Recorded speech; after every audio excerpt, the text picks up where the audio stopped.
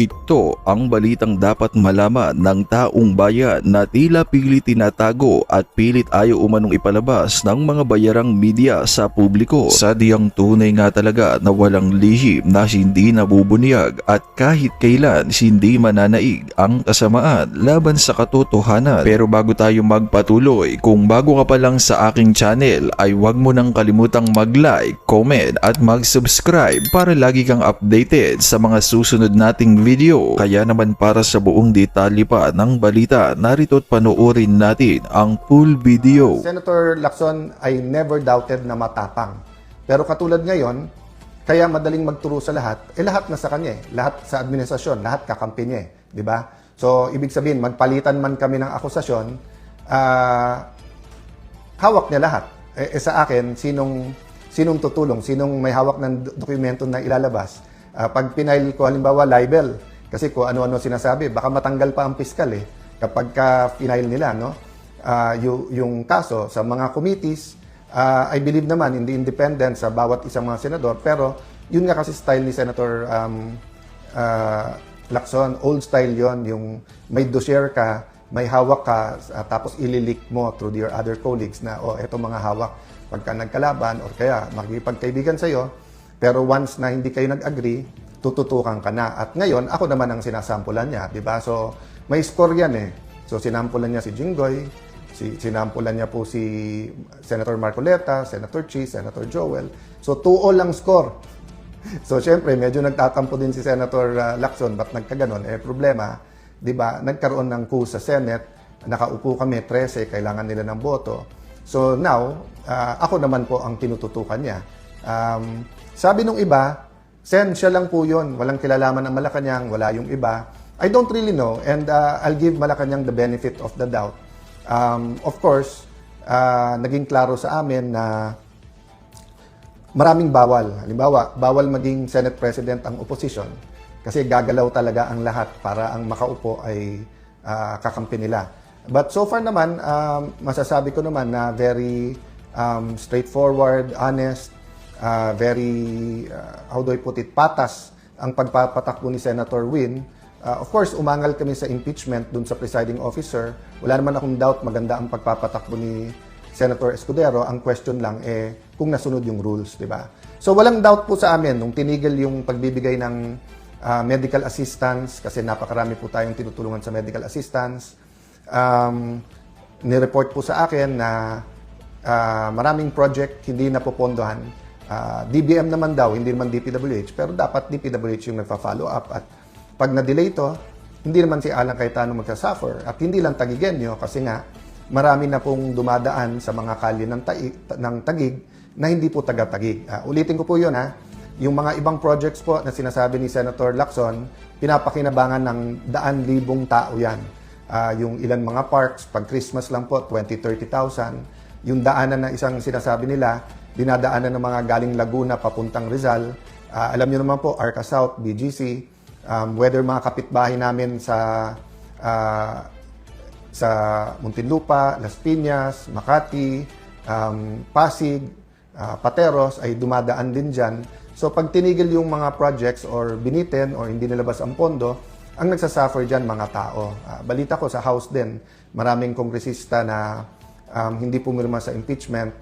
Hindi ko alam for sure kasi hindi ko sila nakakausap. But yung ilan na nakakausap ko ay nagsabi nga na tigil yung kanilang pondo. So ang hiling na lang namin, so tanggap na namin yon. Marami kaming tanggap. Tanggap namin maging target, tanggap namin imbestigahan kami, tanggap namin kakasuhan kami, tanggap namin na bawal na maging majority o Senate President, bawal yung ibang projects. But hiling namin, ang konstitusyon, ang constitutional processes ay respetuhin, di ba? Huwag nating isang tabi yung batas.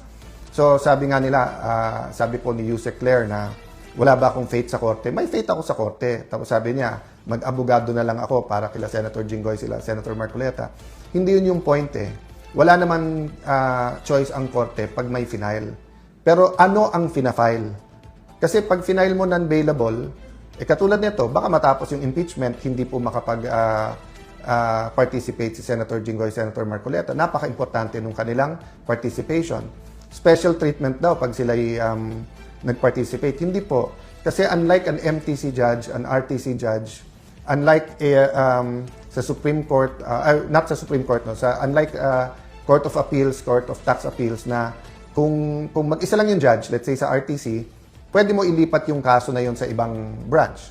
Sa Sandigan or CA, pagka hindi pumwede, nag-inhibit yung isang justice, may papalit na isang justice. Sa Supreme Court, of course, kung 15 sila lang. Pero kahit na mag-inhibit yung isa, may 14 ka pa. Pero sa impeachment po, 2/3 of all members. So as long as member pa rin sila, pag hindi po sila nag-attend, counted as acquitted yung boto nila. Pero hindi sila nakakapagtanong, hindi nila na-observe ang sagot ng witness ng bawat isa. Kaya nga sinasabing sui generis or one of a kind yung impeachment. So, dito po ako nagtataka kay Senator Lacson. Pagka nagsasagutan kami, siya nagagalit, pero siya naman po ang araw-araw may pinupost o sinasabi, ako naman po yung sumasagot. Pagka may sinabi ako, babaliin niya. Tapos sasabihin niya, I cross the line. Ano pong example nun? Di ba po ang topic natin, kung tama na yung Supreme Court ay magbigay ng supina sa BIR, sa AMLA at saka sa mga bangko. At ang sabi po ng prosecution, kasi nga hindi tumugon o hindi tumama sa kanyang kita at sa kanyang SALN ng Vice President. So kinumpare ko lang to, no? So sabi ko, kung si Senator Lacson tumaas ang SALN, ibig ba sabihin pwede na natin isupina, 'di ba? Yung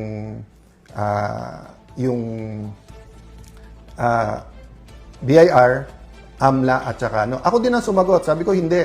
Kasi just because tumaas ang salin mo, hindi ibig sabihin may mali.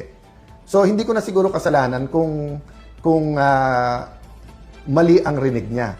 Of course sa kanyang pamilya or sa mga malalapit sa kanya na stress, paumanhin na stress kayo kasi kung yun yung interpretasyon. Ang interpretasyon na sinasabi ko nga, walang masama. Kaya nga sabi ko, dapat may ebidensya, may accusation na may mali or may corruption. Hindi ko sinabing ganon. Pero nung sinabi niya kasi sa akin na may anomalya sa Taguig, so syempre sabi ko, edi side by side tayo. 'Di ba? Lista ako ng 2-3 na meron din ako suspicion na hindi maayos sa iyo. O tapos yung sa akin, and then yung sa bayan. So ulitin ko po nung nag-umpisa to, sabi ko, gusto mong imbestigahan si Alan Cayetano or kahit anong tingin mong link sa akin, sige, pero isabay natin sa investigasyon sa iyo. And then, ang dapat primary investigation, yung sa pangkalahatan sa buong bansa, yung flood control. Sabi niya, hindi, unahin natin si Alan Cayetano. Okay, so ano nangyari at bakit niya sinasabing humihingi ako ng ceasefire? So nung simula siyang magsabi ng mga alegasyon, nakikinig lang ako, sabi niya may ghost. Di naman niya sinabi kung saan. So syempre, sinabi ko lang, wala. O tapos, inaraw-araw na niya ako. Tapos totoo na nag-uusap-usap yung mga senador at alam niya yon. At isang senador nagsabi sa akin, ako mahigit sa isa, Alan, hanggang saan to? Sabi ko, yung para sa bansa, kailangan lumabas yung totoo. But reasonable kami. At hindi kami papayag sa sinungaling, hindi kami papayag na kung saan-saan dinadala, di ba? Ang gusto lang namin, patas at lumabas yung totoo, katotohanan. So sabi niya, pero Alan, pag naglaban-laban yung mga senador at araw-araw na lang laban-laban senador, 3 mangyayari. 1, baka bumaksak ang rating ng senador, baka bumalik yung plano na mag-chacha or mag-charter change at alisin ng senador. Ayaw naman natin yan. Sabi ko, yes, ayaw natin yan. O pangalawa, baka mawala yung focus sa mga anomalya na dapat tinitignan natin sa iba't ibang mga ahensya. Sabi ko, yes, unless yan ang gusto ni Senator Lacson. Unless ginagamit niya talaga to para pang-distract, unless may nag-uutos sa kanya, at ayaw niyang dun mapunta, gusto niya nasa amin yung focus o siya yung nasa dyaryo araw-araw. Sabi niya, pangatlo, Alan, hindi mo ba na-realize yung hirap ng ating kababayan? So sabi ko sa senador na mga kausap ko, alam ko, bakit? Hindi naman ako sa subdivision nakatira eh. So yung mga kapitbahay ko na nagta-tricycle na naglalakad na lang, o yung mga kapitbahay ko na may tricycle na minsan tumitigil na lang sa pagpapamasada dahil nga sa taas ng presyo ng gasolina at ng diesel, o dun sa mga nagrereklamo sa presyo ng kuryente, yung iba nababasa lang sa dyaryo. Sa amin, na nakatira kami sa isang community na very humble, at sa amin na very open kami sa aming community, may lumalapit talaga para sa tulong, whether yan sa kuryente, sa pagkain, sa paggagamot. Tapos tatanggalan pa kami ng pondo or ng karapatan na mag-endorse pagka dito sa medical assistance. So tingnan nyo naman po kalagayan ko. Kami na po kinukuyog, kami na po kinakasuhan, kami na gustong ikulong. Sinabi na po diretso ni Senator Lacson yan na dapat si Alan ikulong. O okay na. Ang hinihingi ko lang, patas at huwag gamitin ang batas sa pabor lang sa iyo. Okay. So sabi nung ibang mga senador, anong pwede natin gawin? Sabi ko, ayusin lang natin. Di ba? Imbestigahan ang dapat imbestigahan. Wala naman nagsasuggest ng kung ano-ano. Ang salitang ceasefire hindi po nanggaling sa akin. Tinanong ako ng isang senador na habang inaayos natin lahat, wala pa naman members yung ibang committee, habang hinihintay natin ang SONA, yung LEDAC, ano ba tingin mo, Alan? So, sabi ko, walang problema ako kung ano nasa harap ko, yun ang gagawin ko. Basta pag may lumabas na ebidensya or may bagong issue, kailangan lumabas yung totoo. So, for example, sa kuryente, di ba? Yan po ba ay batas lang o meron talagang kumikita dyan? Yung presyo ng langis, yan po ba talaga ay dala lang po ng conflict sa Middle East o meron po talagang mga oil companies na nagte-take advantage? Kaya marami nagagalit sa akin. Kasi whether yan po ay online gaming, whether yan ay vape, hindi ako pwedeng tumahimik dyan. Bakit? Mas takot po ako sa Diyos kaso sa tao. Di ba? So syempre po, gusto ko na may tiwala sa akin ng tao. But if it's a choice between one audience, God, and pagmamahal ng tao, ang pipiliin ko pagmamahal ng Diyos. So blessing sa akin ng Panginoon na nandiyan kayo at sumusuporta at lalo kayong dumadami na nanonood dyan sa Facebook at sa YouTube at sa social media. Mamaya I'll go to talk about yung traditional media, no? So, nung ako'y tahimik, nagagalit si Senator. Nung ako'y nagsasalita, hindi naman araw-araw din yun eh. Sabi nila, araw-araw nagfe-Facebook. Tignan nyo po yung mga post ko. Hindi po araw-araw yun. I think it was 2024 or 2025 yung aking Cayetano in Action 365, no? At iba din mga topic natin doon. But ang point ko, nung ako'y nagsasalita, ang daldal ko daw, ang dakdak daw ng dakdak, kung ano-ano daw sinasabi, ano na nangyayari sa akin. Nung tumahimik naman ako, araw-araw may bago, baka guilty, hindi mapaliwanag. Tapos ngayon sasabihin na humihingi ako sa kanya na itigil niya. Hindi ko po, sabi ko, haharapin ko. Ang hiningi ko nung tinanong ako, yung salitang ceasefire sa ibang senador na galing yon. At ang sagot ko nga, guys, hindi nyo ako kailangan kausapin kasi titignan nyo nga. Tahimik nga lang ako, inihintay ko lang yung aligasyon. But syempre, pagka medyo may sinabi na tingin ko ay kailangan sagutin, sasagot ako. So, for example, let's go to the mainstream media or traditional media, TV, radio, dyaryo. Nung bata ako, pag sinabi ko, halimbawa, magnanakaw si Juan de la Cruz, siguro on the first day, lalo ko si Juan de la Cruz ay kilala, lalabas yan sa front page, sa inner pages, babasahin sa radyo yan, baka lumabas sa news na Cayetano says, Juan de la Cruz is allegedly magnanakaw.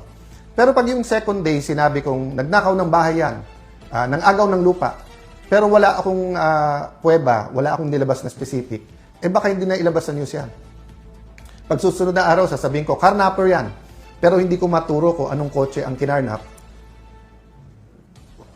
hindi na lalabas yan.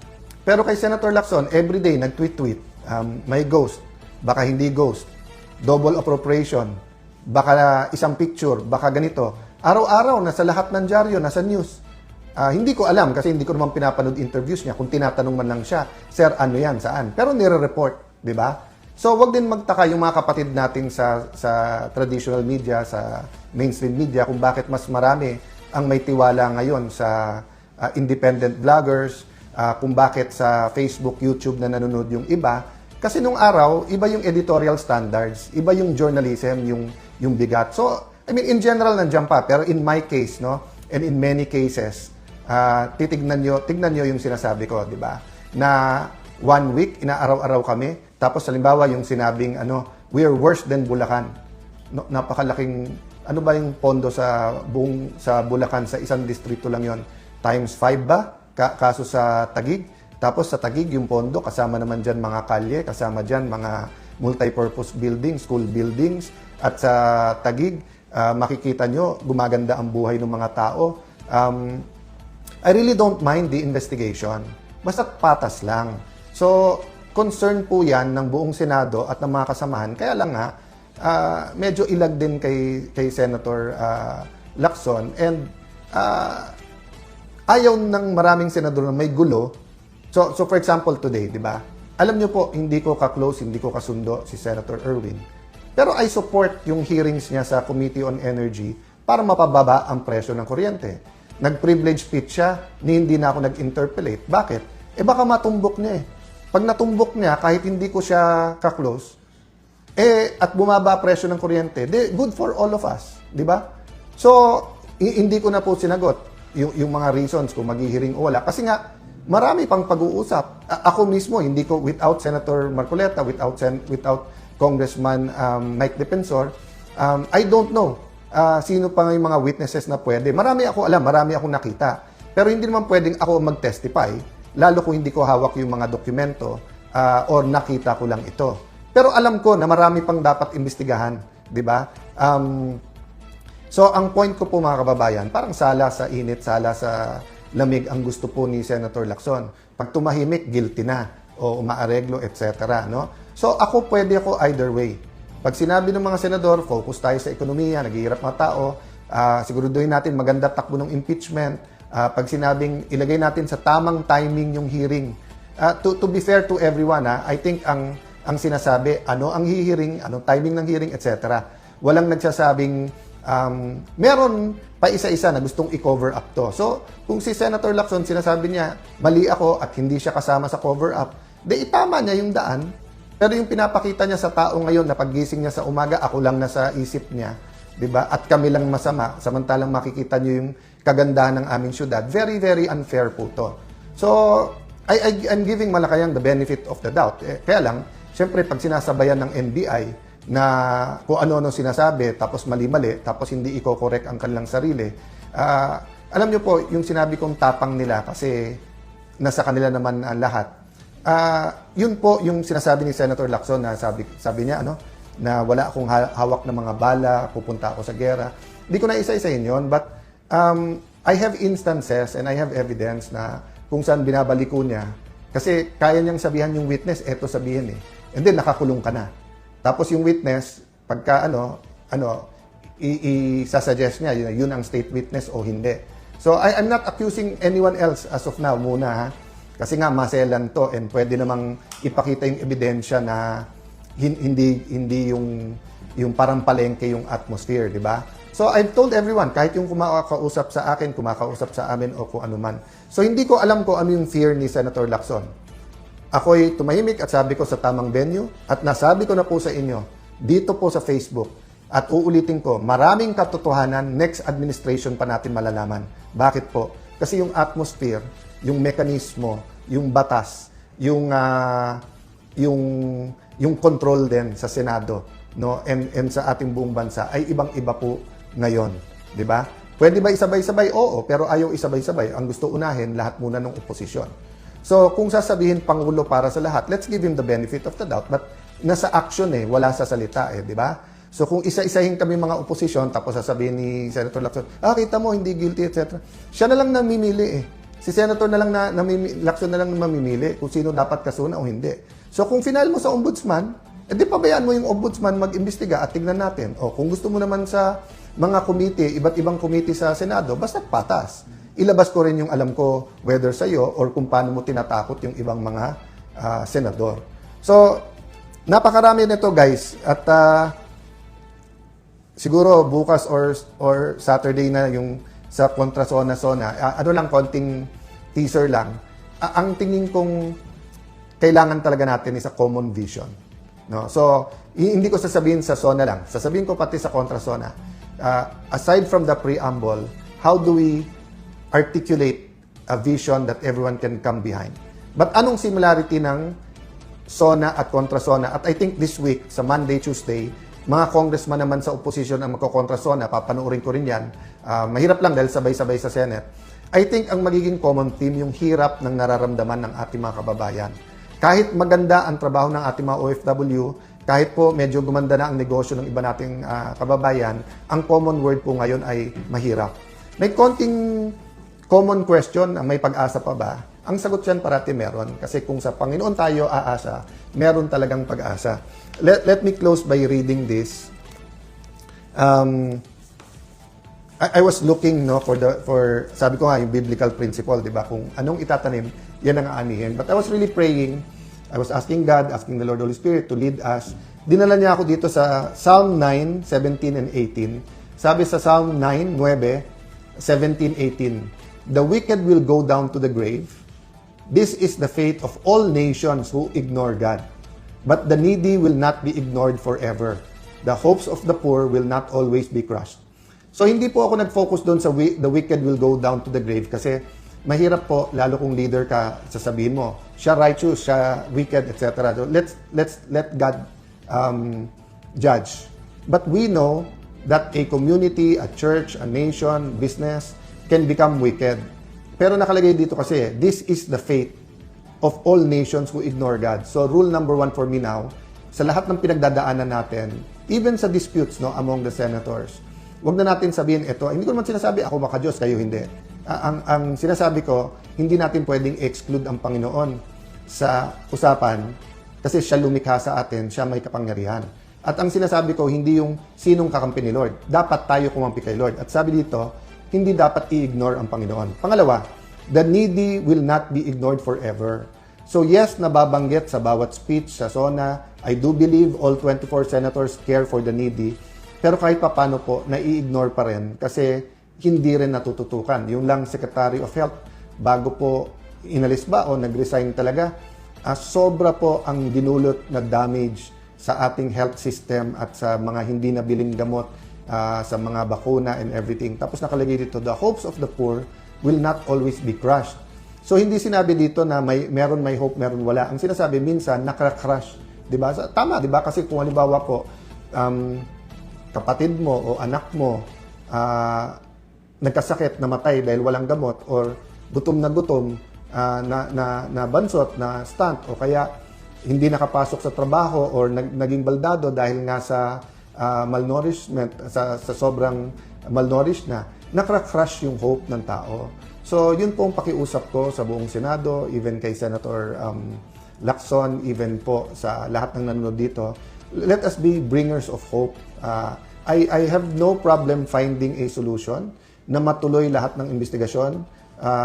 Hindi lang Senado ang pwedeng mag-imbestiga, pero dapat din mag-imbestiga ang Senado. Pero hindi venue ang Senado na magtirahan ang bawat senador kasi kung hindi, wala na tayong magagawa. Pero hindi mo rin masisi ang isang senador, kasama na ako doon, na kung tatargetin nyo doon, magdidebate talaga tayo araw-araw kasi nga, kailangan ko ano ilalabas nyo sa akin, may ilalabas din ako. At wag nyo pong sisisihin if we will defend ourselves because we cannot defend the nation if we cannot defend ourselves. Diba? You want us to lose credibility para hindi kami pwedeng tumayo para sa ating bansa. Tapos kami ang sisisihin nyo pagka yung credibility nyo ay apektado. So kung gusto nyo, 0-0, start tayo from scratch. But what's the point? The point is, let's all start from the basis of truth. And kaya nga tayo nagdadasal bago magsesyon. In the hopes na ang manaig, hindi yung gusto natin, pero gusto ng Diyos.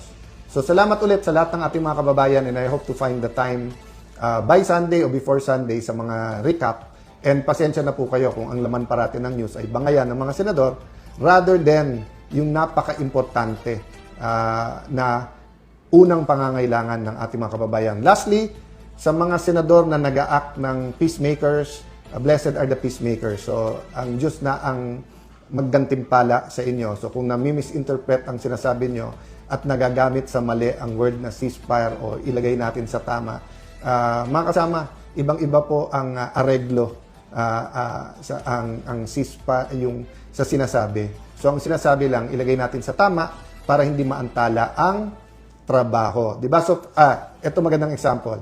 Diba sabi ng isang senador, pwede ba kapag iba ang pag-uusapan, wag na dito sa impeachment court.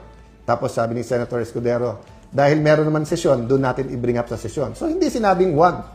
Hindi sinabing walang karapatan, hindi sinabing ceasefire. Ang sinabi lang, ilagay natin sa ayos. At siguro, doon na misinterpret ni Senator Lacson na sinabing, ang feeling niya, nagsasabing tumahimik ka na. Wala po, kahit kami hindi namin hiningi na tumahimik na. Ang sinasabi lang namin, gawing specific yung allegation, ilagay sa tama. Pero yung araw-araw na general allegation, it's unfair to everyone. No?